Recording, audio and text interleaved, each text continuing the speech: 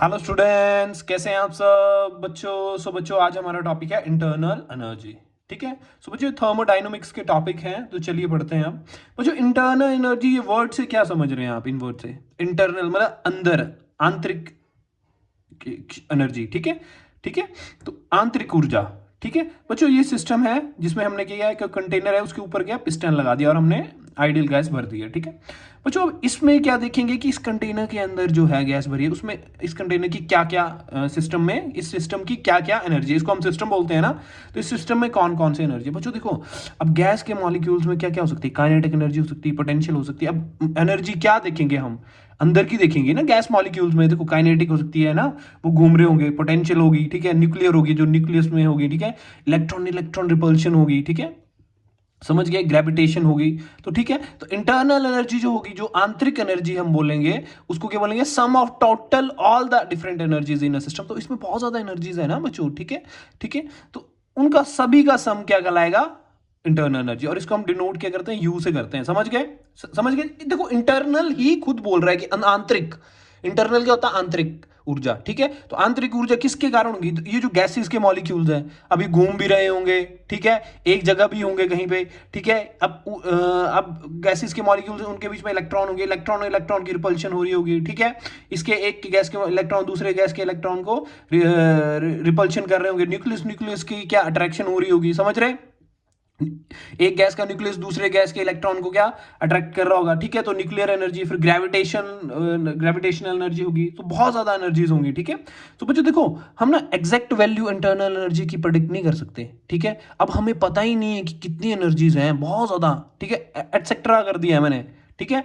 ठीक है, तो इसकी हम एग्जैक्ट वैल्यू कैसे प्रिडिक्ट करेंगे? नहीं कर सकते ना। और बच्चों एक बात याद रखना कि internal energy is a function of temperature and volume. ठीक है, मैं आपको पढ़ाऊंगा ये क्यों होता है। ठीक है। ठीक है, मैं आपको बताऊंगा ये। ठीक है, कि internal energy is a function of temperature और वॉल्यूम। समझ गए? और internal energy is a state function. State function मतलब फाइनल और इनिशियल पोजीशन पे ये डिपेंड करेगा। ठीक है, तो इसको हम डेल यू से करेंगे इसको। ठीक है, स्टेट फंक्शन को क्या चेंज के विद रिस्पेक्ट करते हैं। डेल मतलब डेल यू मतलब U two minus U one, मतलब फाइनल में कितना वैल्यू था और इनिशियल कितनी है। ठीक है। ठीक है, इसमें चेंज हम फाइंड आउट करते हैं स्टेट फंक्शंस में। ठीक है, और आइडियल गैस में जब अगर पर्टिकुलर हम बोल देंगे कि इसमें आइडियल गैस है, इसमें तो मैं बोल रहा हूँ गैस भरी है। ठीक है, जब हम स्पेसिफाई कर देंगे आइडियल गैस है, तो इंटरनल एनर्जी जो फंक्शन करेगी वो सिर्फ टेम्परेचर की होगी। ठीक है, क्योंकि आइडियल गैस है। तो देखो आइडियल बच्चा क्या होता है? देखो आइडियल गैस क्या होती है? आइडियल बच्चे की तरह होती है कि वो कोई शरारत नहीं करता, शांत बैठा रहता है, कुछ नहीं करता, चुपचाप, कोई फोर्सेस नहीं है उसके बीच में। ठीक है, दूर दूर है एक दूसरे से। पर अगर हमने टेम्परेचर बढ़ा दिया तो मॉलिक्यूल्स में मोशन आ जाएगा थोड़ा थोड़ा। ठीक है, इसीलिए इसको फंक्शन बोला है टेम्परेचर का। ठीक है, फॉर आइडियल गैस के लिए, और नॉर्मल गैस के लिए टेम्परेचर और वॉल्यूम का है। ठीक है, और ये एक्सटेंसिव प्रॉपर्टी है, ये भी आपने याद रखना। मैंने आपको बताया जो भी एनर्जी की टर्म्स हैं वो एक्सटेंसिव प्रॉपर्टी में आएंगे। ठीक है, चलो आगे वाला टॉपिक पढ़ते हैं। देखो बच्चों, जीरोथ लॉ ऑफ थर्मोडाइनमिक्स में क्या है? इसमें हम बोलते हैं कि अगर कोई सिस्टम ए है और बी है, तीन सिस्टम ले लिए ए बी सी। ठीक है, अगर ए जो सिस्टम है वो थर्मल इक्विलिब्रियम बी के है और ए जो है वो सी के भी है, तो ठीक है, तो बी और सी जो होंगे ऑटोमेटिकली एक दूसरे के थर्मल इक्विलिब्रियम में आ जाएंगे। कैसे? देखो बच्चों, आपने एग्जांपल देखा होगा थर्मामीटर का। आप कभी भी डॉक्टर के पास जाते हो, आप बोलते हो कि मुझे टेम्परेचर, तो डॉक्टर सबसे पहले क्या करता?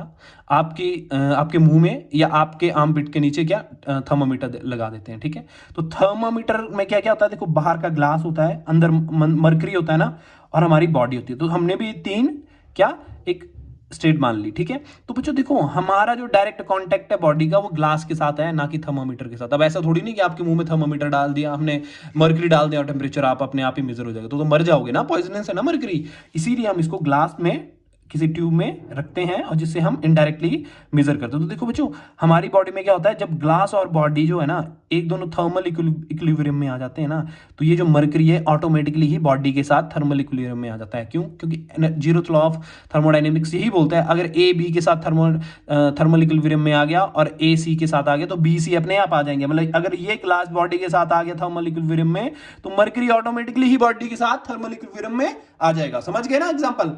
समझ गए ना कि मतलब ए बी के साथ, मतलब इसका टेम्परेचर है और इसका भी टेम्परेचर बराबर है, इसका भी बराबर है। ठीक है, और इसका सिस्टम ए का भी बराबर है, सी का बराबर है, तो बच्चों ऑटोमेटिकली बी और सी का भी टेम्परेचर बराबर हो गया। इसका मतलब ये हुआ, ठीक है, कुछ नहीं करना पड़ा, पर सिस्टम ने ऑटोमेटिकली ही क्या इसके दोनों के टेम्परेचर भी सेम कर दिए। समझ गए ना? चलो बच्चों, अब ये बहुत इंपॉर्टेंट लॉ है, जीरोथ लॉ पढ़ लिया ना आपने, ठीक है? ठीक है, थर्मल इक्विलिब्रियम पे था ये। फर्स्ट लॉ जो है ये law of conservation of energy भी बोलते हैं इसको, याद रखना। इसमें क्या बोलते हैं हम कि energy can neither be created nor be destroyed but it can converted from one form to another. ठीक है, देखो बच्चों, कोई सिस्टम है ये, ठीक है? मैं सिस्टम क्यों बोल रहा हूं इसको? अगर कंटेनर के ऊपर पिस्टन लगा है तो थर्मोडायनेमिक्स में अगर सिस्टम बोला तो आपने ये दिमाग में रखना है, ठीक है? जिसकी इंटरनल एनर्जी क्या है? U1 है। तो बच्चों, इस सिस्टम पे हमने क्या किया? कोई वर्क किया और क्या कुछ हीट दी इस सिस्टम को, ठीक है? इस सिस्टम की इंटरनल एनर्जी U1 थी, तो हमने क्या किया? इस पे थोड़ा वर्क किया और इसको हीट दी, तो अब इसकी इंटरनल एनर्जी चेंज होगी। ऑब्वियस सी बात है, क्यों नहीं चेंज होगी? ठीक है, तो इसकी इंटरनल एनर्जी चेंज होगी, दैट इज U2 होगी, ठीक है? तो अब हमने इसकी इंटरनल एनर्जी निकालने के लिए U2 is equal to U1, इसकी जो होगी वो कितने के बराबर हो जाएगी? U1 plus Q plus W के बराबर होगी ना? तो मैंने आपको क्या बोला था? इंटरनल एनर्जी इज अ क्या? State function. तो U2 minus U1 is equal to Q plus W कर लिया, और इसको हम डेल U लिख सकते हैं ना, ठीक है? मैंने बोला था ना आपको स्टेट फंक्शन है तो Q plus W, amount of heat मतलब given to the system and amount of work जो हमने इस पे काम किया सिस्टम पे, ठीक है? तो इंटरनल एनर्जी किसके बराबर होगी कि कितना हमने इसको हीट दी, कितनी जो इंटरनल एनर्जी में चेंज हुआ ना डेल यू, वो किसके बराबर हुआ कि कितनी हमने इसमें हीट दी और कितना इस सिस्टम में वर्क किया। तो ये आ गया del U is equal to Q plus W. ये आपने याद रखना है, del U is equal to Q plus W, ठीक है? ठीक है, ये heat given to the system है and work done on the system है, ठीक है? ठीक है, और ये लॉ जो है कंजर्वेशन ऑफ एनर्जी पे है। समझ गए? बहुत आसान लॉ है ये, समझ गए? अब इसमें आगे क्या पढ़ाना है आपको, याद ही करना पड़ेगा ये, और समझा दिया मैंने सिस्टम से रिलेटेड, ठीक है? बच्चों, पहले मैं आपको ना साइन कन्वेंशन पढ़ा देता हूं। देखो बच्चों, कभी भी एक बात याद रखना, जब भी सिस्टम काम करेगा ना, जब भी सिस्टम, देखो सिस्टम जो है ना स्टेबल रहना जा रहा है कि मैं कुछ नहीं करना चाहूंगा, ठीक है? जब भी सिस्टम ने कुछ हरकत की, उसने काम किया या उसने हीट दी या उसने वर्क डन किया, तो वो नेगेटिव हो जाएगा। नेगेटिव ले आना जब भी सिस्टम काम करेगा, ठीक है? ठीक है, देखो घर पे तुम्हें कोई खाना लाता रहे ना तो तुम बहुत आराम से रहते हो। जब भी तुम काम करने लग पड़े ना तो तुम्हें चिड़चिड़ापन आ जाए कि यार क्या थोड़ा रेस्ट कर लेता ना। तो वैसे ही सिस्टम भी काम नहीं करना चाहता। अगर तुम सिस्टम से काम करवाओगे तो क्या, तो वो नेगेटिव हो जाएगा, ठीक है? ठीक है, नेगेटिव थॉट ले आएगा। तो इसमें देखो heat given to the system, मतलब सिस्टम को हीट दी जा रही है तो बहुत खुश है कि मुझे तो कुछ करना नहीं पड़ रहा, तो पॉजिटिव, ठीक है? अब heat given by the system, ये देखो बाय द सिस्टम मतलब बाय द सिस्टम, सिस्टम दे रहा है तो नेगेटिव यार कि काम करना पड़ रहा है, ठीक है? Work done on the system मतलब काम किया जा रहा है सिस्टम के ऊपर, तो इसको कोई टेंशन नहीं, फ्री बैठा है तो पॉजिटिव, ठीक है? Work done by the system, अब वर्क डन क्या सिस्टम कर रहा है, सिस्टम कर रहा है वर्क डन, तो नेगेटिव। समझ गए ना? समझ गए ना? ये समझ आए ना साइन कन्वेंशन, ये आपको याद करना पड़ेंगे, कोई अदर ऑप्शन नहीं है इसका, ठीक है? पर मैंने आपको थोड़ा कोरिलेट करवा दिया। देखो बच्चों, आपके पास क्वेश्चन था जेईई मेंस का कि system does 200 joules of work and at the same time absorb 150 joules of heat। समझ गए कि मतलब कितना काम कर रहा है इतना, और कितनी हीट अब्सॉर्ब कर रहा है इतनी, ठीक है? The magnitude of the change in internal energy, magnitude पूछा है, ठीक है? देखो बच्चों, अब अगर मैंने, अब देखो सिस्टम वर्क कर रहा है तो आपने सीधा फर्स्ट लॉ पे जाना है, delta U is equal to Q plus W, ठीक है? कि कितना इंटरनल एनर्जी में चेंज आया इज इक्वल टू कितनी हमने हीट दी और कितना वर्क किया सिस्टम पे, ठीक है? अब मैंने आपको बताया साइन कन्वेंशन में, ठीक है? अब देखो सिस्टम ने वर्क किया है तो वर्क जो किया है तो W क्या है, सिस्टम ने बोला था। अब सिस्टम काम करने लग पड़ा यार, वो करना नहीं चाहता है पर करना पड़ रहा है उसको, तो नेगेटिव आ जाएगा ये -200। मैंने आपको बताया ये देखो, system does the work, work done by the system मतलब सिस्टम कर रहा है काम, इधर लिखा है system does 200 joule of work, ठीक है? तो नेगेटिव, और Q मतलब हमने हीट उसने अब्सॉर्ब की, ठीक है? ठीक है, मतलब heat at the same time absorb 150 joule of heat, मतलब इसको दी गई हीट, ठीक है? इसने अपने हीट इसने नहीं किया कुछ भी, इसने वर्क नहीं किया ना, इसने हीट दी, ठीक है? इसको दी गई, ठीक है? तो ये क्या हो जाएगा, इसमें फॉर्मूला रखे 150 माइनस 200, क्यों है 200? क्योंकि वर्क नेगेटिव में है, ठीक है? और हमने पहले ही क्या बोला था, मैग्नीट्यूड लेना है इसको, तो 50 जूल आ गया, ठीक है? ठीक है, समझ आ गया ना बच्चों? चलो चलो चलो शाबाश। अब देखो बच्चों, ये बहुत इंपॉर्टेंट टॉपिक है, मैक्सिमम बच्चे इसको छोड़ के जाते हैं, याद रखना, ठीक है? और बहुत आसान टॉपिक है ये, work done in reversible isothermal process, ठीक है? बच्चों आपने रिवर्सिबल प्रोसेस पढ़ी थी ना, पहले आपको बताया था जो रिएक्टेंट से प्रोडक्ट बनेगा और प्रोडक्ट से रिएक्टेंट बन जाएगा, तो रिवर्सिबल है, ठीक है? जितना प्रोडक्ट बनना फिर वो रिएक्टेंट बन जाएगा, ठीक है? तो अब इसमें क्या है, अब अगर थर्मोडाइनमिक्स में हमने पढ़ना है तो इसमें हम किससे रिलेटेड बनेंगे, सिस्टम से, ठीक है? इसमें क्या होगा इसमें रिवर्सिबल किस वे में बोला है, जब हम कोई पिस्टन लेंगे और उस पे ना हम क्या करेंगे, थोड़ा थोड़ा सैंड डालेंगे, थोड़ी थोड़ी सैंड डालेंगे धीरे धीरे, ठीक है? अब जो अगर सिस्टम के पिस्टन पे हम कुछ डाल रहे हैं ना, तो नीचे को थोड़ा तो देखो, अब अंदर का प्रेशर और बाहर का प्रेशर पहले बराबर था, ठीक है, तभी पिस्टन ऊपर था ये, ठीक है। जब हमने थोड़ा सैंड के छोटे छोटे कण डाले ना, तो थोड़ा तो वेट बढ़ेगा। अगर वेट बढ़ेगा तो जो अंदर गैस के मॉलिक्यूल्स हैं ये क्या करेंगे, इनके बीच में क्या आ जाएगी, इनका जो डिस्टेंस दूर था ये पास आ जाएंगे, जिससे क्या इनमें आपस में रिपल्शन स्टार्ट हो जाएगी, ठीक है। अगर रिपल्शन स्टार्ट होगी ना, तो क्या होगा, ये फिर इस पिस्टन को क्या ऊपर को धक्का देंगे, ठीक है, ठीक है। तो ये प्रोसेस जो है ना ऐसे ही चलती रहेगी, कब तक, जब तक ये, तो इस प्रोसेस को करने के लिए अगर मुझे इस पिस्टन को यहां तक लाना है ना, तो इसको अरबों करोड़ों साल लग जाएंगे, ठीक है, ठीक है। मतलब ये हाइपोथेटिकल प्रोसेस हो जाए। अब बच्चों देखो, अब मिट्टी के छोटे छोटे कण ले रहे हैं आप, कई बार तो ऐसा होगा, क्या रिवर्सिबल क्यों बोला पहले मेरे को बताओ, रिवर्सिबल इसलिए बोला कि नीचे को आ रहा है, फिर ये गैस के मॉलिक्यूल आपस में क्या रिपल्शन कर रहे हैं, और फिर इसको धक्का दे रहे हैं, फिर ये इक्विलिब्रियम मेंटेन कर लेता, फिर उस पोजीशन पे चला जा रहा। तो हम धीरे धीरे धीरे धीरे धीरे कितने मिट्टी के छोटे छोटे कण रखे हैं, देखो मिट्टी के कण कितने छोटे होते हैं, समझ गए। तो इस प्रोसेस को मतलब मेजर कर पाना भी बहुत मुश्किल है, समझ गए। इसीलिए इसको रिवर्सिबल क्यों बोला, क्योंकि ये फिर पिस्टन ऊपर धक्का दे रहा है, गैस के मॉलिक्यूल फिर पिस्टन को ऊपर धक्का दे रहे हैं, इसीलिए जितना नीचे आ रहा उतना ही ऊपर जा रहा। इसीलिए इस रिवर्सिबल प्रोसेस को हाइपोथेटिकल बोला है। और इसमें इक्विलिब्रियम मेंटेन कैसे हो जा रहा है, जब जितना नीचे आ रहा उतना ही ऊपर चला जा रहा है एवरी स्टेप, ठीक है। तो इसको कंप्लीट होने के लिए, इतना करने के लिए इनफाइनाइट टाइम, मतलब बच्चों हमारी जिंदगी भी चली जाएगी अगर हमने ये करने लग पड़े तो, ठीक है। तो फिर उस प्रैक्टिकल का ही क्या फायदा अगर हमारी पूरी जिंदगी चलेगी, कौन देखेगा इस प्रैक्टिकल को फिर, ठीक है। तो if we reverse the process each and every step is achieved है, क्यों, क्योंकि जितना नीचे आएगा उतना ऊपर चला गया, तो हम जिस स्टेप से आए थे उसी स्टेप पे पहुंच गए, ठीक है। तो ये प्रोसेस क्या है, ये हमें बैकवर्ड जा रिवर्स करके हम उसी पोजीशन पे चले जा रहे हैं, और इसको कंप्लीट होने के लिए इनफाइनाइट टाइम लग रहा है, ठीक है। तो बच्चों हम इसमें क्या कर रहे हैं, पी एक्सटर्नल बाहर से प्रेशर दे रहे हैं, वो कितना आ रहा, पी गैस से थोड़ा सा ज्यादा डीपी, ठीक है, प्रेशर में थोड़ा सा चेंज हो रहा है, ठीक है, प्लस माइनस डीपी ऐसे लिखना है आपने। पी एक्सटर्नल कितना है, प्रेशर अप्लाई कर रहे हैं, P gas plus minus DP. तो क्या हो रहा, पिस्टन नीचे आ जा रहा है, ठीक है, और ये पी गैस का वॉल्यूम इतना हो गया, पर कितना टाइम में, इनफाइनाइट टाइम में, गिन ही नहीं सकते, ठीक है। तो ये क्या है, रिवर्सिबल प्रोसेस है, किसमें, आइसोथर्मल में, समझ गए। अब चलो ये समझ गए ना रिवर्सिबल प्रोसेस क्या है। अब इसकी हम क्या पढ़ेंगे, ये पढ़ेंगे। देखो देखो बच्चों, एक बात बताता हूं मैं आपको, देखो आप बोलोगे सर वर्क को कैसे लिख लिया। अब जो आपने फिजिक्स में पढ़ा होगा कि वर्क क्या होता है, फोर्स इनटू डिस्प्लेसमेंट ना, मान रहे। अब मैं ये प्रूफ करने लगा कि D W is equal to minus P external DV क्यों लिखा मैंने, ठीक है, वर्क डन। वरना आपको सीधा आप फिजिक्स में पढ़ सकते हैं, पर मैं आपको बता देता हूं, ठीक है। देखो बच्चों, देखो बच्चों, वर्क मैंने बोला फोर्स। अब बच्चों मेरे को एक बताओ, फोर्स कौन लगा रहा है यहाँ पे, इस पिस्टन सिस्टम को देख के बताओ मेरे को, रुक जाओ थोड़ा ना, मैं आपको ऐसे बता देता हूँ।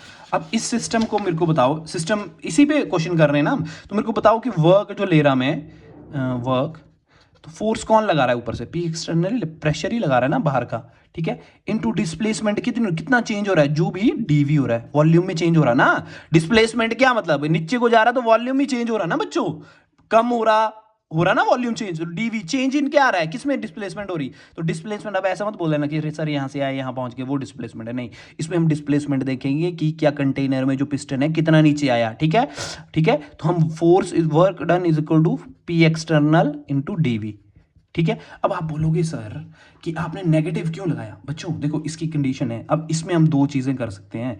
अगर मान लो पिस्टन जो है हमने कंप्रेशन की ना, तो वॉल्यूम क्या है, स्टेट फंक्शन है ना, तो इसमें क्या होगा, V2 माइनस V1, ठीक है। तो मतलब पहले वॉल्यूम की जब कम हो जाएगा ना, तो इसकी पहले वॉल्यूम मान लो 50 था, और V2 में क्या हो जाएगा, क्या हो गया, कम हो गया ना, तो कितना हो गया, 30 हो गया मान लो, ठीक है, ठीक है, कम हुआ ना वॉल्यूम V2 में, तो V2 माइनस V1 30 माइनस 50 करेंगे कंप्रेशन में, तो डेल्टा V कितना आ जाएगा, -20। तो इस नेगेटिव वैल्यू को क्या कंपनसेट करने के लिए हम इधर नेगेटिव लगा रहे हैं, याद रखना, ठीक है, ठीक है, समझ गए ना। कंप्रेशन की टर्म में जब हम इसको कंप्रेस कर रहे हैं, तो वॉल्यूम क्या है, एक स्टेट, क्या है, स्टेट फंक्शन। तो स्टेट फंक्शन में क्या हो रहा, V2 जब माइनस कर रहे हैं हम V2 माइनस V1, ठीक है, तो क्या हो रहा, -20 आ रहा है, ठीक है। तो इस -20 को हमने पॉजिटिव करने के लिए, जब इसमें डेल्टा V की वैल्यू हम -20 भर देंगे, तो हम क्या देखेंगे, जब हम वर्क डन निकालेंगे तो क्या आ जाएगा, 20 आ जाएगा सीधा ही, ठीक है, क्योंकि माइनस माइनस क्या हो जाएगा, पॉजिटिव हो जाएगा। ठीक है, इसको पॉजिटिव करने के लिए, समझ गए ना, समझ गए ना। चलो तो बच्चों हमने क्या किया, ये मैंने आपको बता दिया कि वर्क को हम ऐसे लिख सकते हैं, DW equal to P external dV, समझ गए। तो देखो फॉर रिवर्सिबल के लिए मैंने बोला कि P एक्सटर्नल प्रेशर कितना है, P gas plus minus DP। ठीक है, कि जो इंटरनल गैस है ना इसका, इससे थोड़ा सा ही ज्यादा प्रेशर अप्लाई कर रहे हैं, जो P गैस का प्रेशर है उससे थोड़ा सा ज्यादा डीपी, चेंज इन डीपी मतलब, ठीक है, चेंज इन प्रेशर थोड़ा सा है, मतलब थोड़ा सा। ठीक है, तो अब हमने क्या किया, इसकी वैल्यू इधर डाल दी। ठीक है, तो D W equal minus P gas plus minus DP DV. ठीक है, तो देखो पी गैस डीवी अंदर आ गया, DP DP DV small change है तो इसको हम इग्नोर कर देंगे, जीरो मान लेंगे। ठीक है, तो हम डी डब्ल्यू क्या आएगा, माइनस पी गैस डीवी आ जाएगा। ठीक है, तो हम जब आइडियल गैस इक्वेशन लगाएंगे तो इधर P की वैल्यू nRT-V आ जाएगी, आ गई ना, माइनस nRT-V पुट कर दी हमने P की वैल्यू, है ना, P गैस की। ठीक है, इधर P गैस की हमने वैल्यू ये पर दी और DV आ गया। ठीक है बच्चों, मैंने बोला था कि ये जो हो रहा है इसमें क्या होगा, अब हम इसकी इंटीग्रेशन ले लेंगे, DW equal minus nRT-V dV। मैंने आपको बोला था कि आइसोथर्मल प्रोसेस है, मतलब एट कांस्टेंट टेम्परेचर पे हो रही है, तो अगर कांस्टेंट टेम्परेचर है तो ये सारी टर्म बाहर आ जाएगी, समझ गए, nRT वाली। ठीक है, माइनस nRT बाहर आ गई और 1/v चला गया, जब इसकी इंटीग्रेशन की तो log V2/V1 आ गया और W equal minus 2.303 nRT log V2/V1 आ गया।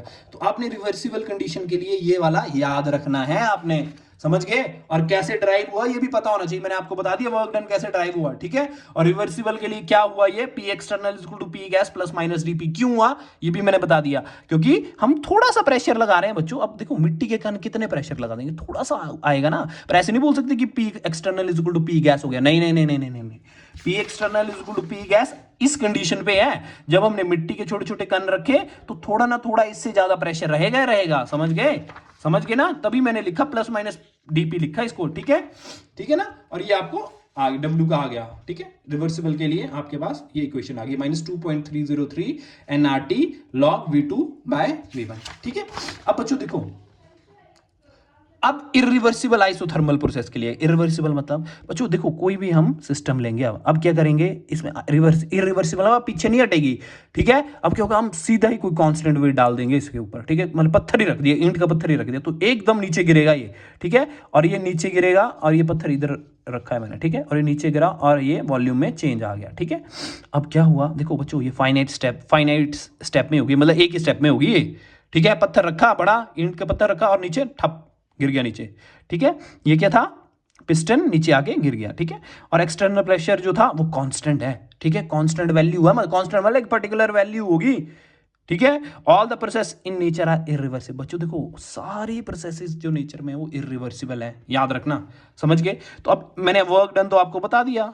ठीक है, DW equal to minus P external DV, क्यों नेगेटिव आया ये भी मैंने आपको बता दिया, क्यों कि कंप्रेशन वर्क जब कर रहे तो क्या नेगेटिव आ रहा है वॉल्यूम, तो उसको पॉजिटिव करने के लिए हमने नेगेटिव लगाया है। ठीक है, तो फॉर इरिवर्सिबल प्रोसेस, अब मैंने आपको बोला कि ये P एक्सटर्नल क्या है, कांस्टेंट। अगर कांस्टेंट है तो क्या होगा, जब हम इसकी इंटीग्रेशन करेंगे DW तो इसको बाहर लेना पड़ेगा। ठीक है, और अगर बाहर ले लिया ये P एक्सटर्नल तो क्योंकि कांस्टेंट है तो इसकी वैल्यू में क्या हो जाएगा, चेंज आ जाएगा। तो इंटीग्रेशन जब इसकी लेंगे तो V2 माइनस V1 आ जाएगा और ये हमारे पास इक्वेशन बन W equal to minus P external V2/V1। ठीक है, समझ गए, इरिवर्सिबल के लिए समझ गए। अब बच्चों देखो इसकी कुछ कंडीशन है, अगर P एक्सटर्नल कांस्टेंट है तो इसकी दो कंडीशन है।